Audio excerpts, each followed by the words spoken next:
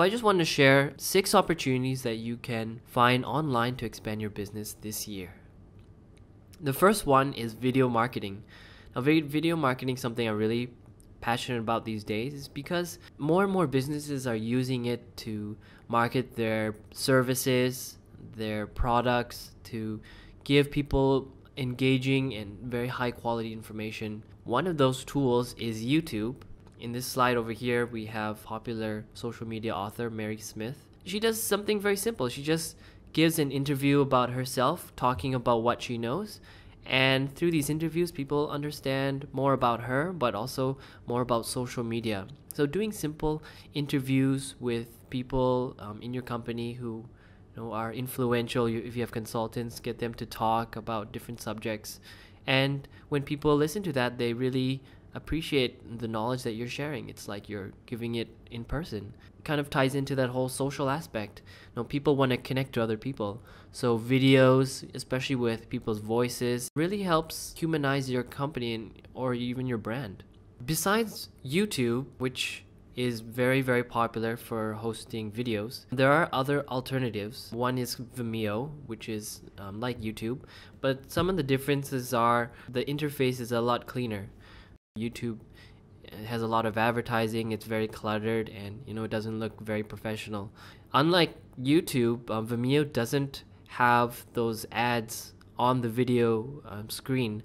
If you have a free account of Vimeo, there are some advertising below, but you can't see it in the screenshot. But you can turn all those advertisings off if you get a premium version. Now the premium version is about $60 a year, and you get a lot of benefits from it with higher quality video, no ads. You can customize your video player to maybe suit your branding. But definitely Vimeo it's a really great alternative if companies are very brand conscious. One of the very popular ways that professionals connect to on social media is through LinkedIn.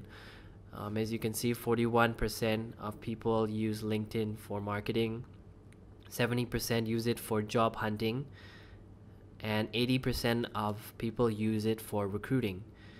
A lot of people want to be able to make themselves stand out of the crowd. And one way to do that is to write articles. In social networks like Biznic, a lot of people write articles which you can feature to your entire network, to other networks. The third thing I want to talk about is search engine optimization. You may be asking, how do you rank well on search engines? And we've broken it down into a very easy to remember acronym. The first one is keywords, making sure that they're, number one, high in search volume, relevant to your business.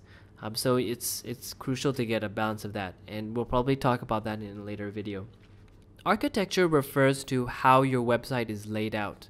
It has to do with your site map. It has to do also with how your headings are labeled. Relevant content is, do you have content that engages your audience, that includes the keywords that you're optimizing for?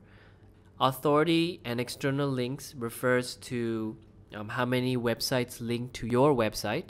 Authority refers to the page rank or web authority. Trouble signs, there are a couple things that can prevent your website from being properly ranked on Google. If you have a site that's Flash is made out of images, and Google finds it very difficult to read.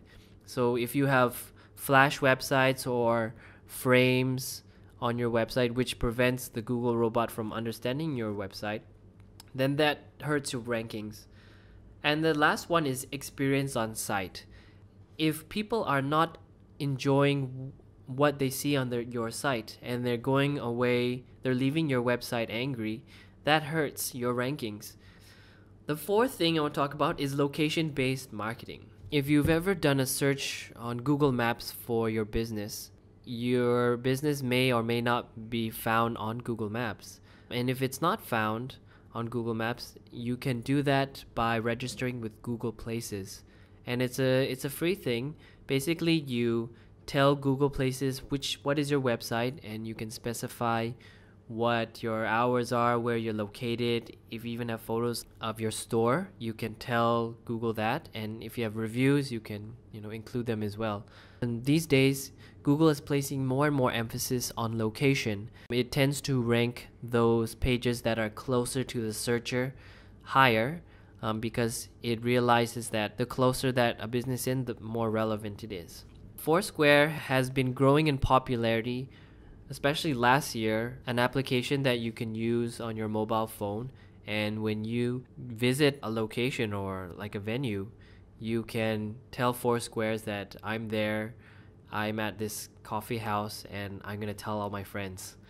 And apparently people like doing that. Now businesses have been trying to capitalize on Foursquare's popularity by giving incentives for people to visit their venue and checking in. And you can do that by visiting the business section in Foursquare.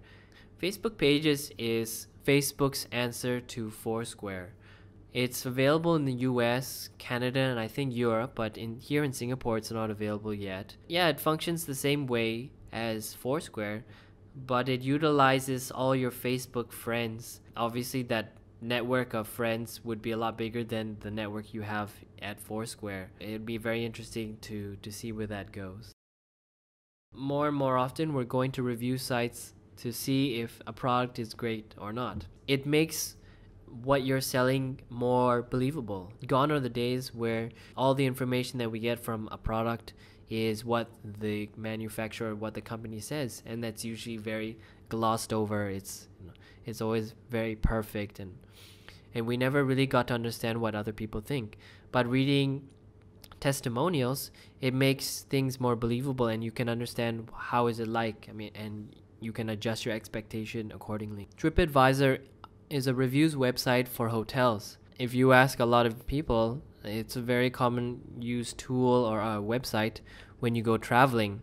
Another website very popular in Singapore are food review websites. One popular one is Hungry Go Where. Just like the hotels, people would rate restaurants on how the food's like, the ambience, the value, the service. The latest craze that's sweeping, at least it's sweeping here in Singapore, are deals websites. Deal.sg, bigdeal.sg, and now Groupon, which bought Be Economic a couple of months ago.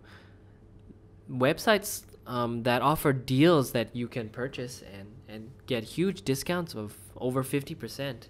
Web analytics is an important tool for making decisions. The data that you get from your website is becoming more and more important.